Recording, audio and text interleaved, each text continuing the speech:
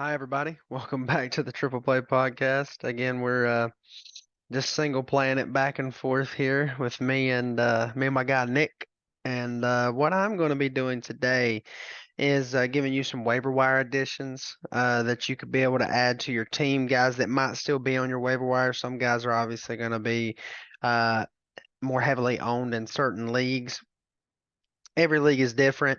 8-team league, 10-team league, 12-team league, even 14-team league. A lot of these guys that I may mention today may be already owned in a really deep, like 14-man league or something like that. But just wanted to let you know that we will be heavy on wide receivers and tight ends today. I feel like a lot of quarterbacks are plug and play based on matchup. And I know me myself, if I have a pretty consistent quarterback, I don't normally sit another quarterback on my bench long term. I may add one to start here and there, but I usually just one quarterback on my roster. We're usually in 8 to 10 team leagues. Um, Running backs are scarce. You usually right now with running backs, you are just waiting to see, is there an injury and who's the backup for that guy and can I pick him up? How do I want to burn my waiver priority? Or if you play in a fab based league, how much fab do I want to spend on a guy that it could be the running back for 2 or 3 weeks while the starting running back heals up. So I will start at the top right here with the first game of the week was the Lions and the Green Bay Packers. I won't cover every game, but I will go through the ones that I do have somebody that I think is a good addition for you. This guy is owned in the majority of leagues, but there are still, there's a percentage of leagues out there where this guy is not owned, and I don't understand. It's Romeo Dobbs, okay, or Dobbs, however you want to pronounce it. Not good with names myself. But old Romeo is tearing it up. Full PPR leagues, he's had 18 or more points, 18 point something, 3 weeks out of the four, and the one week that he didn't was because his hamstring was tore up. So, I mean, this guy is a great addition to your team, a plug and play wide receiver. If you're weak at wide receiver, maybe you went heavy RB in your draft. Romeo Dobbs is a guy that I feel pretty confident in just about every matchup right now. Now, I will say Christian Watson and Aaron Jones will be getting heavier snap counts and more opportunities going forward. But with the production that we've already seen from Romeo Dobbs, that or Dubs, however you want to pronounce it, I just think that it's obvious that Jordan Love and him have a connection. So I think that he's a great ad if he's not already added in your league. Another guy that I would like to mention in this game only had one catch for 1 yard, and it was Luke Musgrave. But he was knocked out of this game. I think Luke Musgrave is a pretty solid tight end right now in a landscape of tight ends where you're always trying to find a tight end to give you some consistent fantasy play. I want a tight end that's got 6 to 7 targets a game, 4 to 5 receptions a game. 50 plus yards is like great. Okay, and maybe a red zone target or two. Um, I think Luke Musgrave is one of those guys. Like I said, though, Christian Watson coming back may change the landscape of things. We don't know if Jaden Reed's going to keep a hold on any kind of target share in this offense going forward. But I still think that Luke Musgrave is a guy that you can add, put on your bench, and just see what his role is going forward, or even plug and play and start based on matchup. The next game that I would like to talk about is the game that happened over the pond this this weekend, early in the morning. I know I got up and made sure that my lineups were correct before this game. There's only one player that I want to talk about in this game, and it's Jonnu Smith. Call a spade a spade. Jonnu Smith is the number one tight end on this team, according to Desmond Ritter. Now, um, I was listening to a podcast recently, and it said that you just need to go out in your backyard and have a little funeral for Kyle Pitts because his fantasy days, his a little fantasy funeral because his fantasy days they're over. And for at least this year, while Desmond Ritter is the quarterback, and we have already seen that Desmond Ritter will be the starting quarterback for Week 5. Jonnu Smith is the guy. He hit 6 targets, 6 for 95 yards in a game where they were coming from behind. So, I mean, they are going to run the ball more whenever they are in the game slash winning the game. I don't think he's a bad ad. Jonnu Smith is not a bad player. I feel like he's a guy that you could put in your lineup in the right kind of matchup where maybe the Falcons are going to be playing catch up, which is going to happen a lot. So I wouldn't feel bad adding Jonnu Smith if I was really desperate at tight end and needed someone. The next game I want to talk about, we saw Broncos country riding this weekend as they beat the hapless Bears and just continue their downhill trend. Not fantasy wise this week, look good fantasy wise, but winning games, not a thing Chicago is capable of doing currently. Maybe they should match up with the Panthers. I'm a Panthers fan, so I'm allowed to say that. Um, what I wanted to talk about in this game, though, was Javonte Williams had a hip injury in this game. Now, it is said to be not serious and will not miss much time. However, we got a little two-headed monster here in Samaje Perine and Jaleel McLaughlin. Jaleel looked better than Samaje in the attempts that he had in the game. Now, again, 31-yard long is going to make up a lot of that, but 6 carries for 41 yards in his other carries, very, very respectable as well. I think he's the guy that I want if I am desperate at running back. Maybe I'm desperate for a flex play and I need a starter. Maybe I'm riddled with injury. Maybe I drafted Jonathan Taylor and I don't know what his role is going to be this week coming off the pup.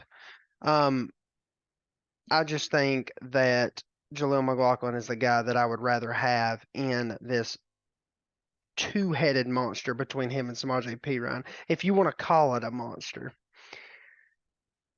I will go ahead and move on down here to talk about a tight end for the Chicago Bears, Cole Kmet. Cole Kmet's target share has looked good so far this season. I know that Justin Fields has been up and down in his passing ability. This is the first real up that we have seen for anybody not named. I mean, like, DJ Moore has had some he's had some production, but I feel like Cole Kmet is the other guy in this offense that could have some production. He's getting paid. They definitely want him to be a part of the offense. I think that Cole Kmet is a guy that could come in and start for you immediately on your fantasy lineup in a matchup where, the Denver Broncos defense is awful right now, which is, not something we've seen in the past. In the past, we've seen a good Denver Broncos defense. Their defense is terrible right now. I just think that based on matchup, Cole Kmet could see a heavy target share in games where Justin Fields is going to be allowed to cook. Not unlike Mr. Russell Wilson. I had to say it. I had to say something about cooking while we were talking about the Broncos and Russell Wilson. Oh boy. Let's head on down to talk about the Cincinnati Bengals. The Cincinnati Bengals here have had a little injury. T. Higgins to his ribs. Could miss multiple weeks. We're not sure what the extent is. Everybody plays it close to the chest in the NFL with injuries, unless it's just so obvious that it's season ending. Obviously we're not in that situation here with T. Higgins. Could be a week, 2, 3, 4. We don't know. Tyler Boyd is the guy. Okay, Tyler Boyd has obviously seen some success in years past whenever either Jamar Chase or T. Higgins not on the field. I will say this, though. Joe Burrow is not Joe Burrow right now. Joe Burrow is hobbled. Until Joe Burrow sees some success creep back up in his passing ability, Tyler Boyd would not be a good option to start. Now, I do think it is matchup based going forward. If you think that there's an opportunity for Joe Burrow to have a good day, Tyler Boyd's most likely going to have a good day too. They're going to go hand in hand. If you need a guy for the next 3, 4 weeks, I think Tyler Boyd would be a guy that I could add and have some consistent opportunity to produce. he's not just a 1 week plug and play. I don't think this is a 1 week injury for T. Higgins. So if you think going forward, Joe Burrow might have some matchups that look, plausible to start some wide receivers not named Jamar Chase, Tyler Boyd is the guy to be starting in that situation. Let's head on down here and talk about the Rams. Now we're going to talk about the Rams without talking about Puka Nacua because he is not on your waiver wire. Puka Nacua Cup Jr. is not on your waiver wire. But we will be talking about Tyler Higbee. Tyler Higbee was a guy that everybody was kind of grabbing at the end of drafts earlier in the year, and during draft season, so to speak. And he may have hit the waiver wire early. When people get excited in the first few weeks of fantasy football, where a big performance by a guy that nobody drafted, nobody even thought about. And they may drop guys like Tyler Higbee. Tyler Higbee could be the second tight end for a lot of people, and he may be on a waiver wire somewhere. But 11 targets is tremendous for a tight end. 11 targets is the upper echelon of tight end targets. Going forward, this offense has looked good. I mean, this offense has looked like they can get it done. In 3 out of 4 games. But three out of 4 games. But I think Tyler Higbee is, Cooper Kupp's coming back. Let's put that out there. Cooper Kupp is coming back. We don't know what the role is going to be first thing. I would say Tyler Higbee with Cooper Kupp back could be the third option in this offense. Well, Colby, what about Tutu Atwell? I think we're going to slowly start to see, he had 9 targets in this game. I think we're going to slowly start to see Tutu Atwell be moved off the field a little bit, because I think Puka Nacua and Cooper Kupp will be in 2 wide receiver sets. In 3 wide receiver sets, obviously, I think Tutu should be out there. Might be Van Jefferson. He's been there longer than Tutu Atwell has. I do think that Tyler Higbee will be somebody that will have a decent target share. I don't know. I don't think 11 targets is feasible going forward, but a 5 to 6 target game, pretty much every game when they're having to throw the ball, because again, we don't think their defense is where it's been, Super Bowl defense was obviously a lot different than the defense we see now with the Rams. So I think Tyler Higbee is a great choice for an ad here. On the other side, let's talk about the fact that Zach Moss, we don't know what to do yet moving forward. Don't try to hurry up and trade Zach Moss off of your roster. We don't know. Now, if you want to trade for upside, now is the time, because we don't know about Jonathan Taylor. We don't know what his playing time is going to look like. We have no clue. So if somebody is willing to go ahead, maybe somebody's not checking on Jonathan Taylor's situation. Maybe if Jonathan Taylor is a healthy scratch this week, you could still send Zach Moss for upside. But we don't know if Jonathan Taylor is even going to be a part of, he's returning to practice Wednesday.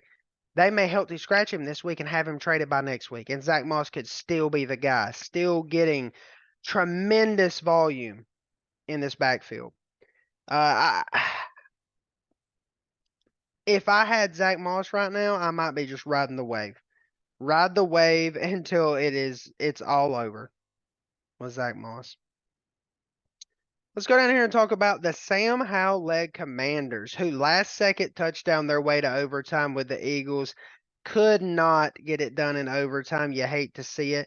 Let's talk about a guy named Curtis Samuel, a guy that doesn't get enough attention when we're talking about these receivers. We talk about Terry McLaurin and Jahan Dotson. They were the offseason hotness for this offense.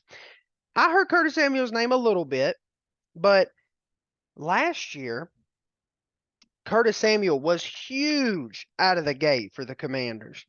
I still think Curtis Samuel is a very integral part of this offense. Okay, Ron Rivera's the coach there. Brought in Curtis Samuel from his days in Carolina. They want him to be a part here.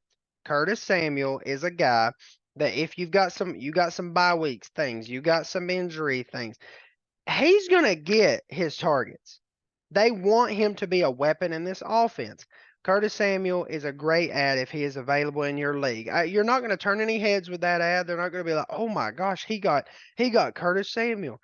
But production and opportunity is key. Curtis Samuel has opportunity in the Commanders' offense. The Carolina Panthers will be the next conversation, and the conversation we're having is one that I don't want to have as a Panthers fan. Terence Marshall Jr. is a part of this offense. If you watch the Panthers play, they want to get Terence Marshall Jr. involved. They really do.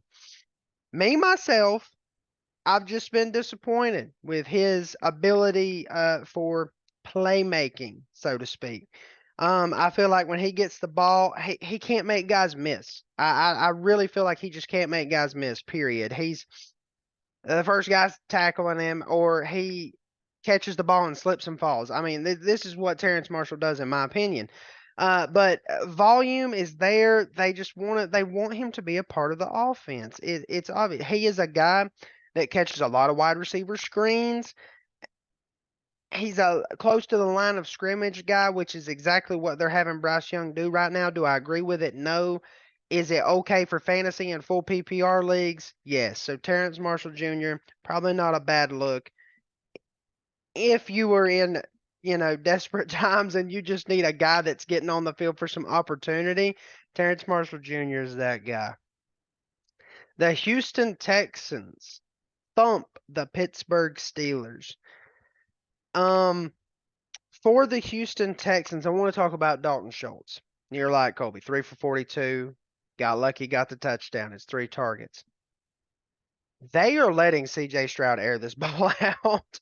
As a Dameon Pierce owner, I am well aware that CJ Stroud is being allowed to air this ball out. Okay, 16 for 30, but 306 and a touchdown. He is slinging it down the field. Now, Nico Collins has looked great. As Nico Collins looks good, he will be drawing more attention from defenses. I feel like Dalton Schultz, he is very, very slow out the gate right now. I feel like his role is only going to increase going forward. Okay, Robert Woods is not a flashy guy. I'm not getting excited about Robert Woods. Okay, John Mechie he's just not got the targets so far. Tank Dell, very flashy, but I feel like he is a home run ball only player right now in this offense. Now, has he looked good in past weeks? Yes, but I feel like he's going to take more of a home run ball approach. Nico Collins is going to be the possessional wide receiver in this offense. As he gets more attention from defenses, Dalton Schultz will be the possession guy.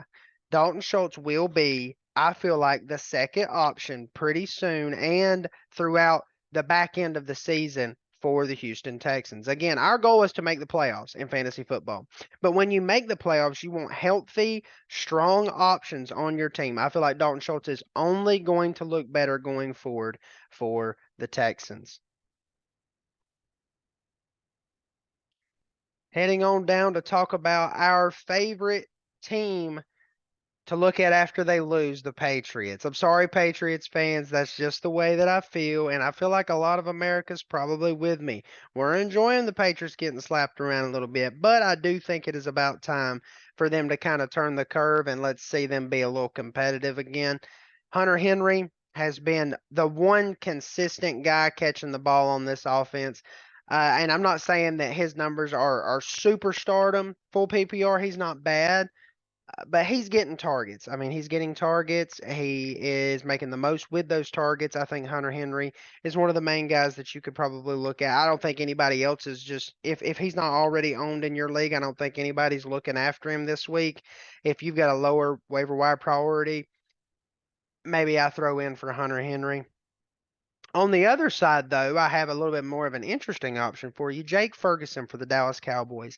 I'm a Jake Ferguson owner in Dynasty. Again, he's only been in the league for 1 year. Young guy, young tight end on a team that loves to throw to the tight end. This is Jake Ferguson's best game so far from a reception and target perspective. 7 for 77 on all 7 targets. Had a little bit of a problem with some drops there the first few weeks. I know this because he's on my dynasty team. Looking at him, trying to figure out what to do with him. First week looked rough. Couple drops here and there since then. We finally have a consistent game as he's getting comfortable in the offense. You know, Kellen Moore's not there anymore. They're not. I don't feel like the Cowboys are taking those really air it out deep shots like they were in years past with the Kellen Moore offense. This is a more of a possessional offense now, and Jake Ferguson is stepping up to be that guy. Again, he is very young. Okay, but the opportunity is there. If you are in a redraft league right now, I feel like Jake Ferguson is a must add this week. He could be good for you through the playoffs. This guy is an integral part of this offense. They want to get him the ball. I know this was a down week for CeeDee Lamb, and then they blow out the Patriots, so there's not much going on at the back end of this game. I think CeeDee Lamb is obviously the one target here. Jake Ferguson is the number 2 target in this offense. Got a couple more guys for you here, and then we'll wrap it up. Let's head on down and let's look at these Arizona Cardinals, who have not been bad. I mean, just beat the Dallas Cowboys. Dallas Cowboys 3-1. Arizona Cardinals 1-3. They beat the Dallas Cowboys. They've looked good. Joshua Dobbs 265-2 again. He has been pretty consistently good. Now it was a little bit of a down week for James Conner, a little bit unrealistic to think that he could do what he did against the Cowboys to the San Francisco 49ers. But, Marquise Brown is probably on in your leagues. Hollywood is probably on in your leagues. Michael Wilson, I have him in Dynasty, and I am super excited. I'm not banging the gong just yet on Michael Wilson, 7 for 76 and 2 touchdowns, because he still was out-targeted by Hollywood Brown and Zach Ertz. It is still the Cardinals. For all the praises that we're singing for him, remember the expectation that we had going into the season. Michael Wilson is an athlete. 3 syllables, athlete. Guy's a stud. Looked great in the preseason. Is starting to come on for this team as we move forward. They're going to be trying to play catch up a lot this season. You're in a 12-team league. I feel like Michael Wilson's a must-add at this point. 8 and 10, you might have better opportunity to add some better talent, more consistent talent on better teams. Michael Wilson has nothing but upside going forward, though. He's a young guy who is just now getting comfortable in this offense, no doubt. I think he has nothing but upside going forward, nothing but better things ahead for Michael Wilson. Now, obviously, maybe not better than this game in particular, but opportunity-wise, I wouldn't be surprised to see his target share on a weekly basis go up. 2 more guys that I would like to talk about right here, and they are in the last game, the Sunday night game. We won't be covering the Monday night game in this one. I apologize. I will go ahead and mention some guys if I think there's anyone worth talking about. On the Chiefs side, I did want to mention, if you want to dart throw a wide receiver at this point for the Chiefs, I feel like it's got to be Rashee Rice. Rashee Rice is the guy that they seem to be wanting to get the most involved on a consistent basis. They run a couple little plays here and there for Kadarius Toney. Rashee Rice is the guy that they seem to want to integrate in the offense the most. He's a rookie. They obviously want to see what they have in him. On the Jets side, though, I'm a little more excited about this prospect here. Zach Wilson, it's hard not to get excited about the way that he played against the Chiefs. He looked great, but based on what we've seen in the past from Zach Wilson, let's wait and see if the reins are taken off again next week, because I feel like in this game, they pretty much, Nathaniel Hackett was probably just like, all right, listen, the Chiefs are way up, reins are off, start slinging it around, buddy. And then there you go. He starts moving the offense, and they start looking great. Allen Lazard is a guy that I feel like he's going to be a little bit more home run ball-esque. A great comeback catch, coming back to the ball, beating the defender way down the field, the 39-yard pass that he caught from Zach Wilson. Way to give your wide receiver an opportunity here. Obviously, Garrett Wilson, I feel like you can almost just get him back up into a must-start situation now unless you're just loaded at wide receiver. Tyler Conklin is the guy that I want to talk about. Every time there was a situation where the chains needed to be moved, I felt like Zach Wilson was looking at Conklin. And a lot of these times it was contested 1v1 catches. It was back shoulder stuff. Conklin was coming to the ball. He was fighting for the ball. He was winning 1v1. Last year, he did not look bad in an offense that had multiple different quarterbacks. They have CJ Uzama now, who did catch a touchdown in this game, but only had one target. Tyler Conklin is going to be your PPR guy in this offense right now. Tyler Conklin is going to get consistent targets moving forward as long as they are allowing Zach Wilson to make his own decisions and not and don't don't put the leash back on. Don't put the leash back on Zach Wilson. Let him go out there. And I'm not going to say let him cook or anything because again, we've seen some rough games and I thought this was going to be another one. Maybe the confidence is going to build now. Maybe the confidence is going to build and we could see just a different Zach Wilson going forward. I hope we do. But that is the waiver wire edition show. I will be coming to you later this week with a Thursday night football breakdown.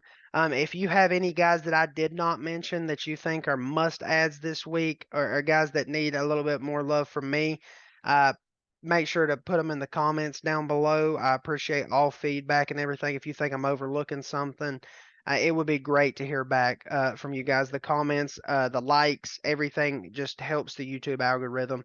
Uh, comment down below. You know, comment down below. Do you think the Panthers are going to win a game this season? Because I'm getting a little worried. I feel like they're playing better, but I'm not sure. So comment that down below. Comment some guys that you're adding on your fantasy teams, whether you're in an 8 team, whether you're in a 14 team league. Put some dynasty guys down there. I love the dynasty format and I'm enjoying playing it this year. Please hit the like button. Please hit the subscribe button. Both of those things are free to do. It takes literally 2 seconds. 2 seconds to hit like, hit that thumbs up, and hit that subscribe. And it is free to do. It helps us out so much. I really appreciate it. Um, look forward to talking to you guys about some Thursday night football pretty soon.